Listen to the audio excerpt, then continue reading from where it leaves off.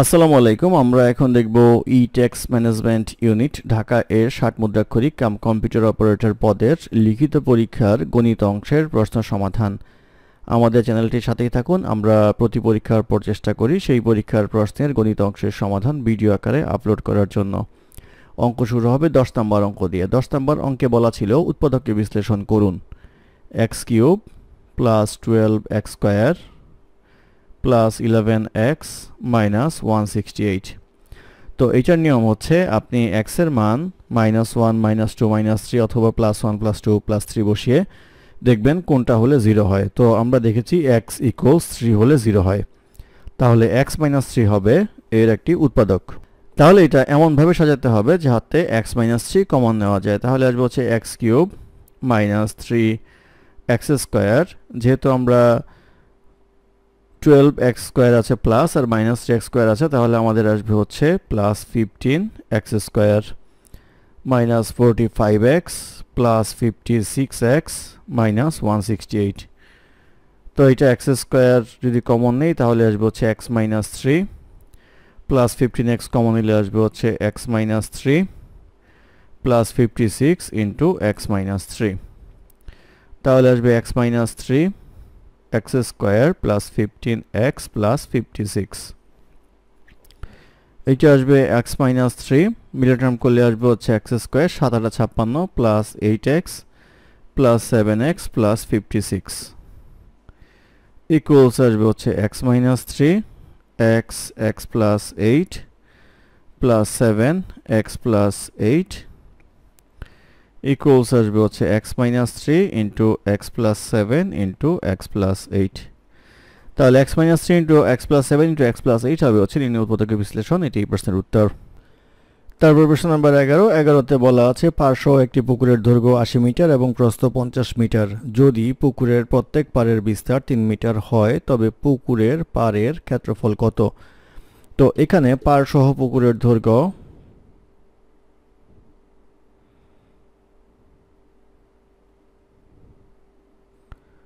পার্শ্ব পুকুরের দৈর্ঘ্য ইকুয়ালস হচ্ছে 80 মিটার আর প্রস্থ ইকুয়ালস বলা হচ্ছে 50 মিটার। অতএব ক্ষেত্রফল 80 ইন্টু 50 ইকুয়ালস আসবে হচ্ছে 4000 বর্গমিটার। এটা হচ্ছে পার্সহ ক্ষেত্রফল। আর পার বাদে পুকুরের দৈর্ঘ্য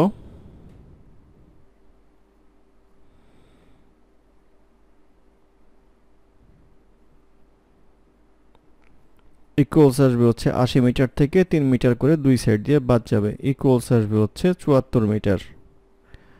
আর প্রস্থ 50 থেকে দুই পাশ থেকে 3 করে বাদ যাবে, আসবে হচ্ছে 44 মিটার। অতএব ক্ষেত্রফল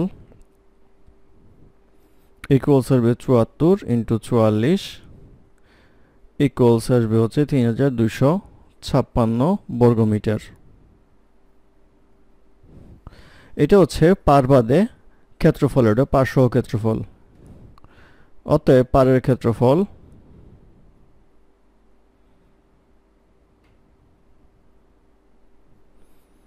ইকুয়ালস আসবে হচ্ছে 4000 বিয়োগ আসবে হচ্ছে 3256 ইকুয়ালস আসবে হচ্ছে 744 বর্গমিটার।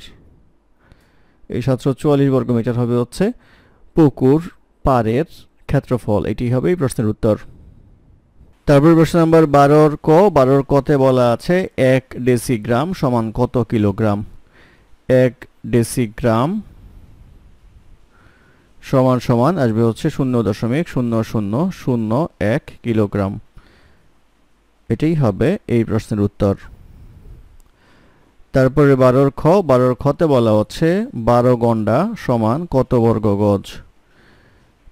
1 গন্ডা সমান হচ্ছে 96 বর্গ গজ, তাহলে 12 গন্ডা সমান আসবে হচ্ছে আমাদের 1152 বর্গ গজ। 1152 বর্গ গজ হবে হচ্ছে এই প্রশ্নের উত্তর। তারপর প্রশ্ন নাম্বার গতে বলা আছে 28 ডিভাইডেড বাই 7 গুণ হচ্ছে 2। তাহলে প্রথম হচ্ছে ভাগের কাজ, তাহলে আসবে হচ্ছে 4 7 28 ইন্টু 2 ইকুয়ালস আসবে হচ্ছে 8 হবে হচ্ছে এই প্রশ্নের উত্তর। তারপর প্রশ্ন নাম্বার ঘতে বলা আছে 4.40 পাউন্ড সমান কত কিলোগ্রাম। 4.5040 পাউন্ড হচ্ছে 2 কিলোগ্রাম। তারপর প্রশ্ন নাম্বার উমতে বলা আছে 220 ডিভাইডেড বাই 0 সমান সমান কত। এটা হবে হচ্ছে অসংজ্ঞায়িত, যেহেতু 0 দ্বারা ভাগ করলে কোনো মান পাওয়া যায় না, এটা হবে হচ্ছে অসংজ্ঞায়িত। এটি হবে এই প্রশ্নের উত্তর। ধন্যবাদ আমাদের সাথে থাকার জন্য। আমাদের চ্যানেলটি ভালো লাগলে অবশ্যই সাবস্ক্রাইব করবেন, লাইক, কমেন্ট এবং শেয়ার করবেন। আমাকে কোনো সমস্যা থাকলে আমাদের কমেন্টে জানাবেন, আমরা চেষ্টা করব কমেন্টে রিপ্লাই দেওয়ার জন্য। ধন্যবাদ।